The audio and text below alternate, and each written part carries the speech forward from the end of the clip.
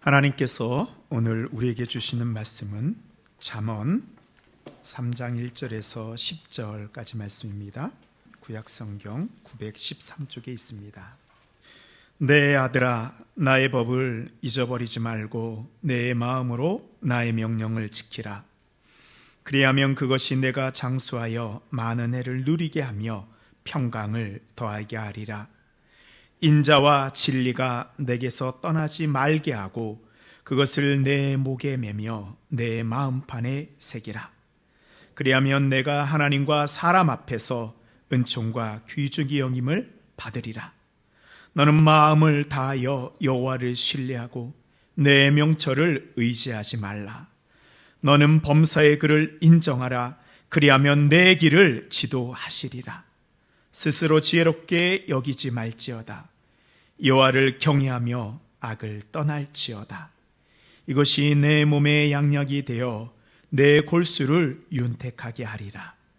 내 재물과 내 소산물의 처음 익은 열매로 여호와를 공경하라.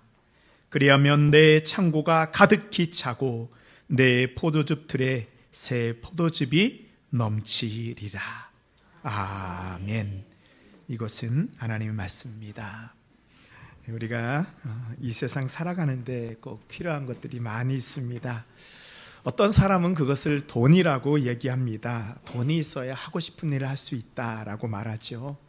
또 어떤 사람은 건강이라고 합니다. 건강을 한번 잃어본 사람은 건강이 소중함을 잘 알고 있습니다. 어떤 사람은 행복이라고 합니다. 아무리 돈이 많고 건강해도 행복하지 않으면 이 세상을 사는 의미가 없습니다. 여러분이 이 세상을 살아가는데 꼭 필요한 것이 무엇이라고 생각하는지요?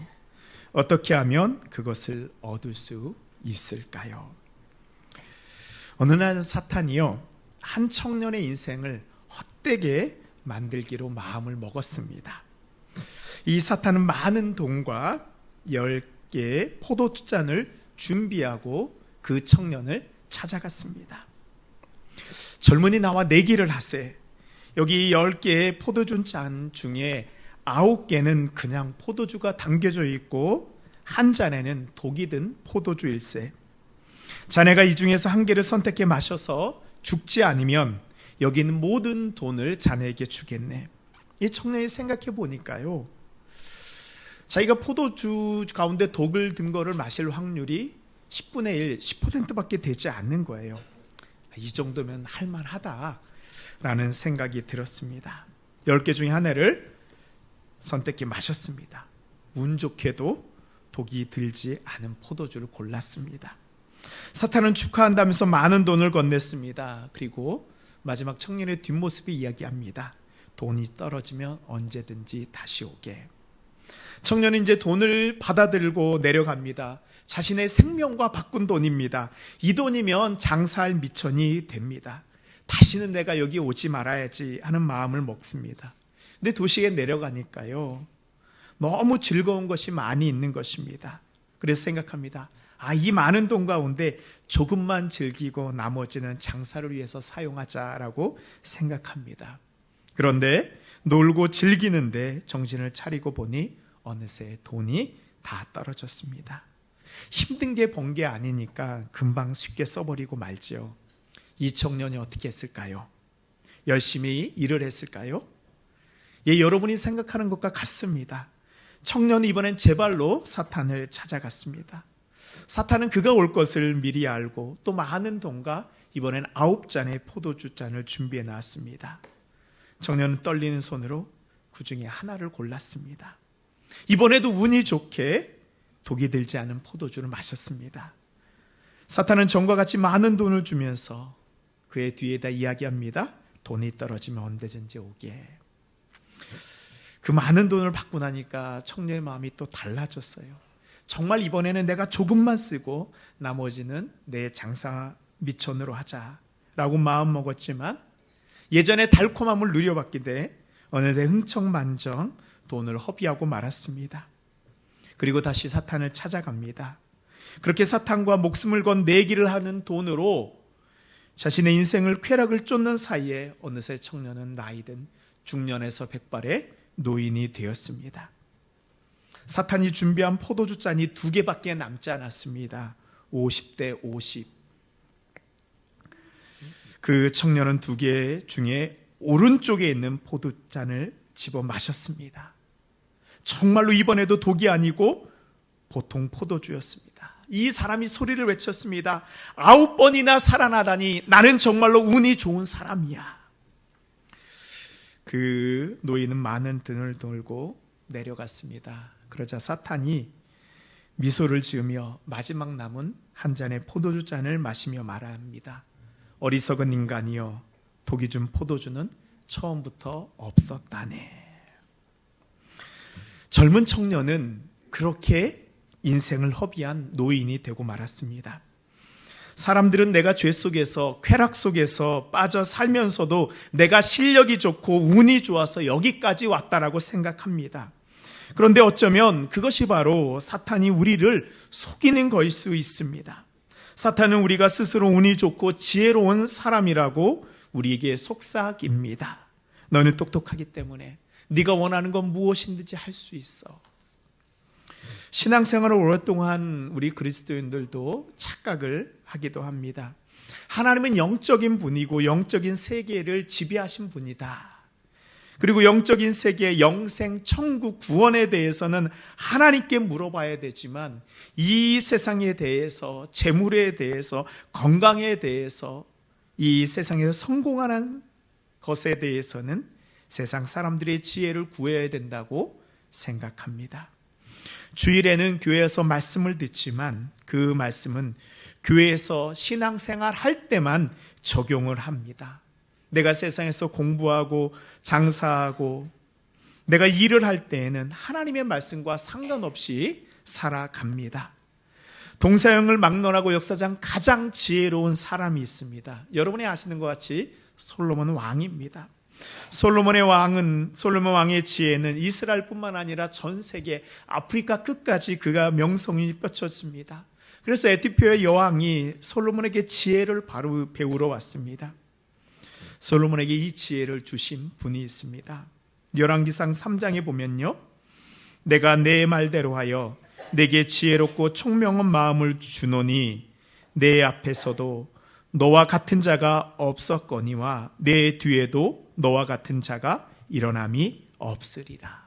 솔로몬에게 가장 뛰어난 지혜를 하나님께서 주셨습니다. 성경은 이 세상을 창조하신 분이 하나님이고 하나님만이 참된 지혜라고 우리에게 증거하고 있습니다. 하나님께서는 솔로몬에게 주신 이 지혜는 천국을 가는 데만, 신앙생활하는 데만 필요한 지혜가 아니고 우리가 이 세상을 살아가는 데 있어서 적용되는 실제적인 지혜입니다. 솔로몬은 하나님께 받은 이 지혜를 우리에게 전해주고자 잠언을 기록하였습니다. 그래서 잠언은 하나님께서 우리에게 주시는 그 삶의 지혜입니다. 이 지혜의 말씀을 받을 때 우리의 삶에서 구체적으로 역사하시는 하나님을 경험할 수 있습니다. 잠언은 우리에게 2가지 질문을 던지며 시작합니다. 지혜로운 자가 누구인가?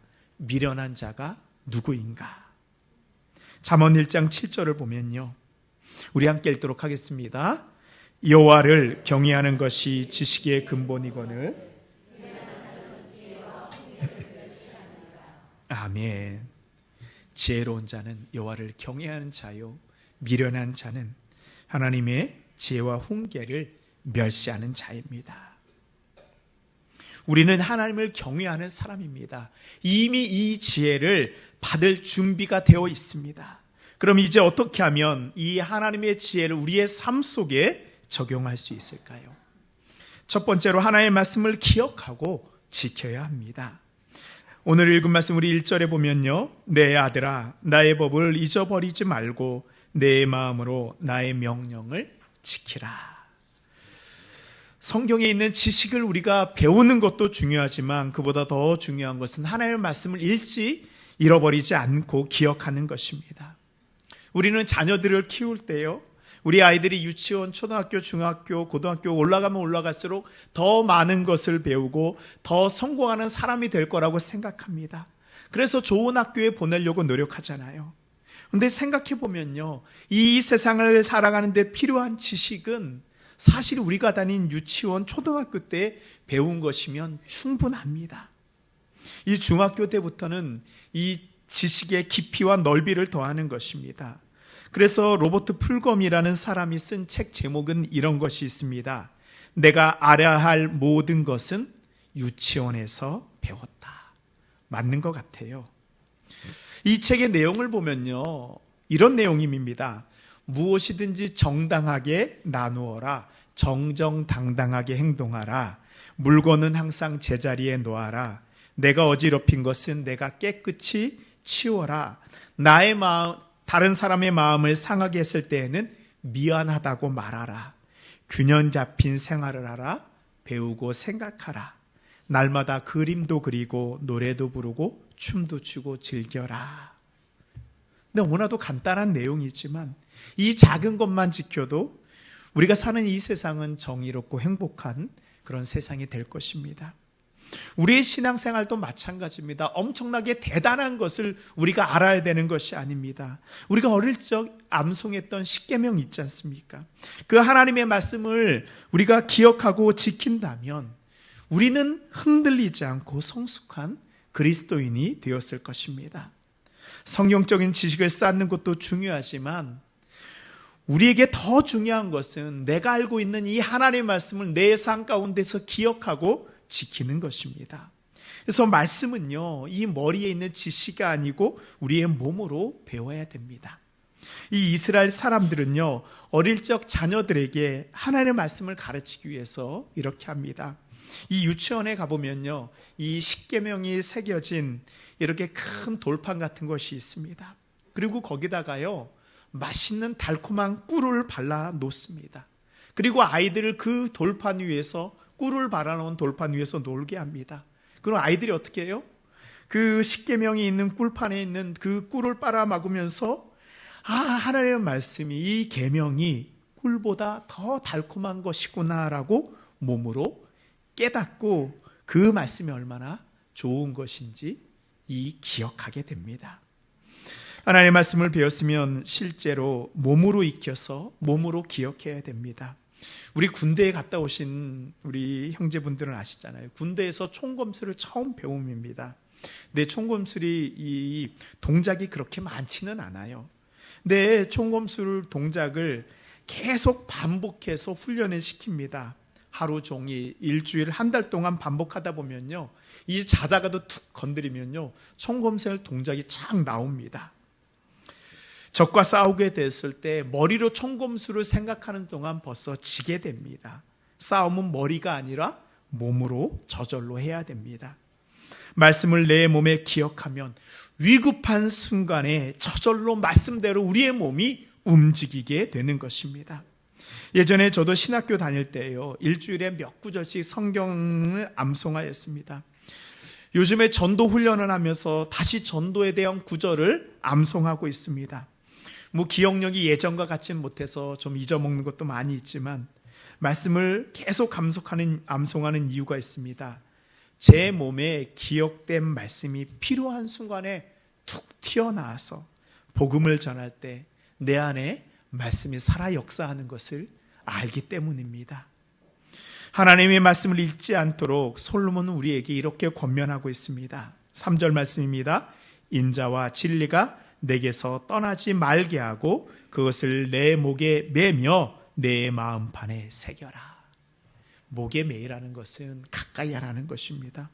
그래서 실제로 모세는 율법에서 하나님의 말씀을 가까이 하는 방법을 아예 정해 놓았습니다. 신명기 6장 8절에 보면요, 너는 또 그것을 내 손목에 메워 기호로 삼으며 내 미간에 붙여 표로 삼고 또 내 집 문설주와 바깥문에 기록할지니라. 이 이스라엘 남자들은 테펠린이라는 것을 하고 있습니다. 이 테펠린은요, 사진 한번 보여주시면, 저 이렇게 성경 말씀이 들어있는 작은 통입니다. 그리고 이 통을 어디에 매냐면 이렇게 이마에다 매고요, 그 다음에 이렇게 손목에 매는 전통이 있습니다. 이 테펠린 안에는 신명기 6장의 말씀이 들어가 있습니다. 또 이 사람들은 이스라엘 집에 가면요, 지금도 그렇습니다. 집에 가면 메주자라는 것이 있어요. 예, 이 말씀이 들어있는 작은 통인 이 메주자를 어디에 달려놓냐면 문 옆에 달아놓습니다. 이게 이제 실제로 이스라엘 사람들이 사용하는 메주자입니다. 그래서 이 안에 말씀이 있고요. 이렇게 꺼내면 말씀이 있고요. 이 말씀을 문 옆에나 또 그 다음에 문설주 옆에다 이렇게 달아놓습니다. 그러면 문을 들어갈 때마다 사람들은 이 메주자를 만지며 이 안에 있는 말씀을 다시 마음에 기억합니다. 말씀과 더 가까이 하고 말씀을 기억하기 위해서입니다. 잠언 7장 3절에 보면 이렇게까지 우리에게 명령하고 있습니다. 우리 잠언 7장 3절 함께 읽겠습니다. 시작. 이것을 내 손. 아멘. 말씀을 어디에 매라고요? 손가락에 매라는 거예요. 말씀을 어떻게 손가락에 맬 수 있을까요? 손목도 부족하고 이마도 부족해서 손가락에까지 왜 하나님께서 말씀을 매라고 했을까요? 제가 이것을 묵상하면서 하나님께서 그런 마음을 주셨습니다. 우리가 어떤 일을 할 때에요, 마지막에 그 일을 마무리하는 우리 몸의 부분이 어디 있죠? 손가락이더라고요. 저도 이렇게 말씀을 준비하고 일을 할 때 막 머리로 생각하고 다 한 다음에 결국 뭐로 정리해요? 손가락을 통해서 정리합니다. 우리도 어떤 일을 할 때 그 매듭을 지을 때 어디를 사용하죠? 손가락을 가지고 매듭을 짓습니다. 일을 할 때 마지막으로 일하는 그 부분이 손가락입니다. 그곳에 말씀이 매여 있다라고 생각해 보십시오. 여러분들이 어떤 일을 할 때 하나님의 말씀이 여러분 손가락에 매여 있다고 생각하십시오. 그러면 여러분들이 그 일을 할 때 어떻게 할까요? 하나님 말씀대로 할 수밖에 없습니다. 하나님의 말씀이 우리가 하는 일의 마지막을 비추고 정리해 주십니다. 이것이 바로 우리 몸이 하나님의 말씀에 인도함을 받으며 살아가는 것입니다. 손가락 하나하나 움직이는 것까지 말씀의 인도함을 받을 때 우리의 삶이 하나님의 말씀을 따라가는 삶이 될 것을 믿습니다. 이렇게 우리가 하나님의 말씀을 몸으로 기억할 때 하나님께서 우리에게 주시는 선물이 있습니다. 우리 2절 말씀입니다. 함께 읽겠습니다. 그리하면 그것이 내가 장수하여 많은 해를 누리게 하며 평강을 더하게 하리라. 아멘. 여기서 장수라는 것은 긴 시간을 의미하는 오레트 하임이라는 히브리어고요. 많은 해는 생명의 날이라는 쉐노트 하임이라는 그런 히브리어입니다. 즉 하나님이 주신 생명의 날들이 길어지면 길어질수록 하나님께서 우리에게 주시는 평강을 누리게 된다는 것입니다. 근데 요즘에 우리는 그렇게 생각하잖아요. 우리의 날이 길면 길수록 우리가 살아갈 날들이 그렇게 행복하지 않을 수도 있어요. 우리 어르신들 보면 마지막 그 인생이 요양원에서 많이 마치잖아요. 그런 걸 보면 무조건 장수가 복은 아닌 것 같습니다. 그러나 하나님의 말씀을 기억하며 살아가는 자에게는 하나님이 주신 생명의 날 동안에 하나님이 주신 평강이 우리에게 넘친다라는 말씀입니다. 사랑하는 성도 여러분, 하나님의 말씀을 우리가 잊지 않고 우리의 몸으로 기억하며 살아갈 때, 우리의 손끝이 말씀을 따라 살아갈 때 하나님께서 우리의 생명의 날들을 길게 해주시고 하나님이 주시는 평강이 우리의 삶에 넘칠 것을 믿습니다. 아멘. 두 번째로 하나님의 지혜를 신뢰하십시오. 우리 5절 말씀입니다. 제가 읽겠습니다. 너는 마음을 다하여 여호와를 신뢰하고 내 명철을 의지하지 말라. 사람들은 살면서 자기가 믿을 수 있는 것들을 찾습니다. 신앙이 없는 사람들은 우상을 찾기도 합니다. 어떤 사람들은 지식을 많이 가지려고 노력합니다. 그런데 정말로 중요한 순간에 우리가 부딪히게 되면 내가 가지고 있는 지식이 너무나도 부족한 것을 느끼게 됩니다. 해결할 수 없어요. 내 지식도 내 물질도 내가 가지고 있는 것으로 해결이 되지 않습니다. 정말로 내가 신뢰하고 의지할 수 있는 것이 우리에게 있어야 합니다. 19세기 미국 남부는요, 목화 농사를 많이 지었습니다. 저도 이렇게 예전에 공부할 때 이 남부지방에서 공부를 했었는데 정말로요, 이 목화 지었던 땅들이 쫙 펼쳐져 있어요.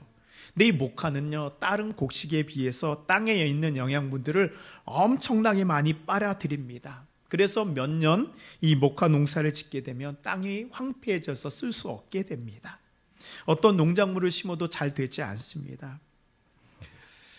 그래서 이 목화를 심는 농부들이 나중에 농사가 되지 않아서 모두 어려워지게 되었습니다.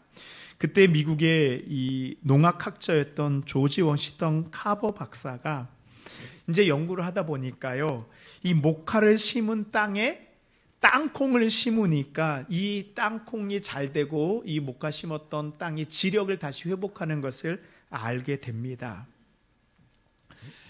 그래서 이 카보 박사의 말대로 이 남부에 있는 많은 농민들이 목화 농사를 끝난 다음에 땅콩을 심게 됩니다. 근데 너도 나도 땅콩을 심으니까 어떻게 될까요? 땅콩 값이 폭락을 하고 다 망하게 되었습니다. 수확한 땅콩이 산더미처럼 쌓여 있지만 모두 버려야 되는 처지가 되었습니다. 사람들이 카보 박사한테 와서 따집니다. 당신 말대로 했다가 우리가 다 망하게 되었다. 원망을 합니다. 이 카버 박사가 신앙이 있는 사람이었어요. 너무 힘들어서 새벽에 산에 올라가서 하나님께 외치며 기도했습니다. 하나님, 당신이 무엇을 하시려고 이 우주를 창조하셨습니까? 그러자 카버 박사 마음 가운데 이런 소리가 들리는 것입니다. 너의 그 작은 소견으로 너무 큰 것을 알려고 하지 말고 내게 알맞은 것을 좀 구해보렴. 카버 박사가 생각해 보니까 우주가 너무 커서 그런가? 하나님이 지구를 왜 만드셨습니까? 이것도 아닌 것 같아요.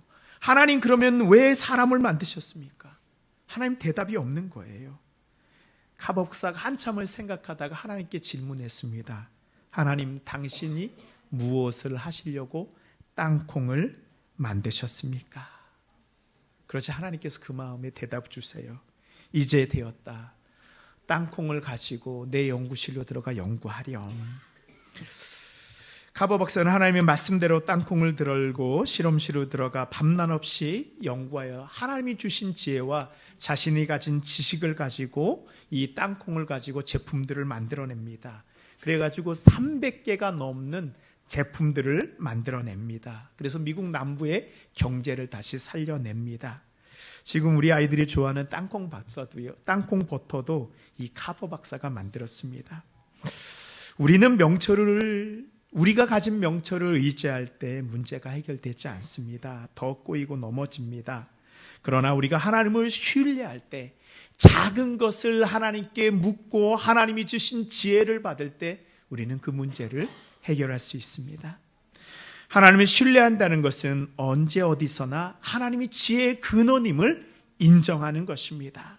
6절 말씀입니다. 너는 범사의 그를 인정하라. 그리하면 내 길을 지도하시리라. 여기서 하나님이 우리를 지도하신다는 것은 두 가지 의미가 있습니다. 먼저는 하나님이 내 손을 인도해 주신다는 것입니다. 내가 길을 잘 몰라도 하나님이 우리의 손 붙잡고 이끌어 주십니다. 또 두 번째로는 우리가 가는 길이 거칠고 힘이 들어올 때 그 구부러진 길을 곧게 펴주시고 울퉁불퉁한 길을 평탄하게 만들어주신다는 의미입니다. 하나님이 주신 지혜는요, 우리 인생의 나침판과 같습니다. 어두운 길에서 길을 잃을 때 하나님께서 빛으로 우리를 인도해 주십니다. 그리고 우리가 가야 되는 그 길을 주님께서 먼저 가시어 평탄하게 만들어 주십니다. 하나님을 신뢰한다는 것은 바로 하나님을 경외하는 것입니다. 7절 말씀입니다. 스스로 지혜롭게 여기지 말지어다. 여호와를 경외하며 악에서 떠날지어다. 나의 생각과 나의 판단보다 하나님의 말씀을 더 신뢰한다는 것, 이것이 바로 겸손입니다. 겸손한 자에게 지혜를 주신다고 하였습니다. 우리는 겸손할 때 하나님을 신뢰할 수 있습니다. 우리가 하나님을 신뢰할 때 또한 하나님께서 우리에게 주시는 은혜가 있습니다. 우리 8절 말씀입니다. 우리 함께 읽겠습니다. 이것이 내 몸의 양약이 되어 내 골수를, 아멘. 하나님의 말씀은요, 우리를 고치시고 회복시키시는 바로 하나님의 치료 약이 됩니다. 골수를 윤택하게 한다는 것은 바로 말씀으로 우리의 건강을 지켜주시는 것입니다. 상처가 회복되고 아픔이 사라집니다. 사랑하는 성도 여러분, 하나님의 말씀을 진실로 신뢰하십시오. 나의 지혜를 내려놓고 겸손하게 낮추십시오. 하나님이 나의 길을 인도하시고 나의 길을 평탄하게 하실 것을 믿으십시오. 하나님께서는 우리의 가는 길에 건강과 우리 육체를 강건하게 해주시는 은혜가 있을 것을 믿습니다. 마지막으로 하나님을 공경하십시오. 우리 9절 말씀 함께 읽겠습니다. 내 재물과 내 소산물의 처음 익은 열매로 여호와를 공경하라. 이 공경한다는 단어는요, 이 카베트라는 히브리어입니다. 우리는 유교 문화 속에 자랐기 때문에 공경한다라는 단어를 잘 알고 있어요. 뭐예요? 어른을 공경한다라고 할 때 그 단어를 생각합니다. 그런데 성경이 말하는 공경, 이 카베트라는 단어는요, 그런 의미보다는 합당한 가치를 둔다라는 그런 뜻을 가지고 있습니다. 즉, 하나님을 하나님답게 하나님의 가치를 인정하는 삶입니다. 우리가 부모를 공경한다고 할 때요, 이 카베트의 단어를 가지면, 이해하면요, 나의 부모님에게 합당한 대우를 해드릴 때 바로 부모님을 진실로 공경할 수 있습니다. 하나님도 마찬가지입니다. 하나님께서 우리에게 행하신 모든 일에 대한 합당한 가치를 인정하고 그것에 해당하는 감사를 표현하는 것, 그것이 바로 공경입니다. 그런데 하나님이 우리에게 하신 것만큼 우리가 하나님께 드리려고 하면요, 우리가 가지고 있는 모든 것을 다 드린다고 할지라도 부족할 것입니다. 솔로몬은 우리가 드릴 수 있는 가장 소중한, 가장 가치 있는 것의 상징으로서 우리 소산물의 첫 열매를 하나님께 드리라라고 말씀하고 있습니다. 우리가 한 해를 시작하면, 또 한 달을 시작하면, 한 주를 시작하면, 한 하루를 시작하면서 우리의 첫 열매가 무엇일까요? 아마 가게를 하시는 분은 한 주의 첫 번째 소득을 하나님께 드리는 첫 열매로 생각할 수도 있을 것입니다. 물론 이 첫 열매는 물질일 수도 있지만 물질보다 소중한 것이 바로 우리가 하나님 앞에 올려드리는 예배입니다. 우리가 한 주일을 시작하는 첫날 주일 예배를 드리는 것이 우리의 첫 열매입니다. 하루를 시작하면서 첫 시간을 하나님께 기도로 올려드리는 것이 우리의 첫 열매입니다. 지금 우리가 드릴 수 있는 기도와 예배로, 첫 열매로 하나님을 공경하십시오. 저도 우리 동신교회에 처음 부임하였을 때 저의 첫 열매를 드리면서 하나님 앞에 기도했습니다. 하나님, 이제부터는 제가 이 물질이 아니고 하나님이 주시는 양식을 바라보게 하여 주시옵소서. 물질에 흔들리지 않도록 저를 붙잡아 주시옵소서. 그리고 저와 저희 가족은 하나님께서 지키고 채워주실 것을 신뢰합니다. 우리가 주님을 신뢰한다는 것은 나의 가장 소중한 것을 올려드리는 것입니다. 그것이 바로 하나님을 공경하는 것입니다. 근데 우리가 주님을 신뢰하고 경공하지만 우리 마음 가운데 두려움이 있어요. 내가 이것 하나님께 드리고 나면 내 시간과 물질과 나의 몸을 하나님께 드리고 나면 나는 어떻게 살아갈 수 있나, 무엇을 먹고 살지라는 그런 걱정입니다. 첫 열매를 드린다는 것은 나의 모든 것을 하나님께 드렸기 때문에 이제부터는 하나님이 주인 되시어 나의 삶을 책임져 주실 거라는 바로 믿음을 우리가 갖는 것입니다. 우리가 예전에 시골에 가보면요, 이 수돗물이 들어오기 전에 뭐가 있었어요? 집집마다 이 펌프가 있었죠. 펌프해 보셨죠? 고개를 끄덕이시는 분은 저와 같은 연령과 시골에서 자란 분이에요. 이 펌프질을 이렇게 쫙 해야지 물이 올라오는데요. 그런데 처음 펌프질을 할 때 먼저 해야 되는 게 있어요. 혹시 무엇인지 아세요? 이 펌프에 마중물을 먼저 한 바가지 부어야 됩니다. 물을 부어야 되는데 이거를 마중물이라고 합니다.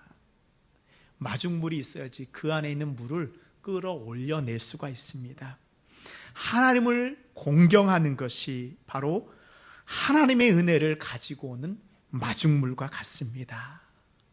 근데 우리가 하나님께 마중물 드리는 이런 믿음이 없습니다. 사랑하는 성도 여러분, 하나님을 인정하십시오. 하나님을 공경할 때 하나님께서는 우리가 이 세상 살아갈 수 있는 참된 지혜를 우리에게 넘치게 하십니다. 그리고 그 지혜로 말미암아 우리의 삶 가운데 하나님이 약속하신 그 복을 부어 주십니다. 잠언 10장 10절 말씀입니다. 우리 함께 읽겠습니다. 그리하면 내 창고가 가득히 차고 내 포도즙들에 새 포도즙이 넘치리라. 아멘.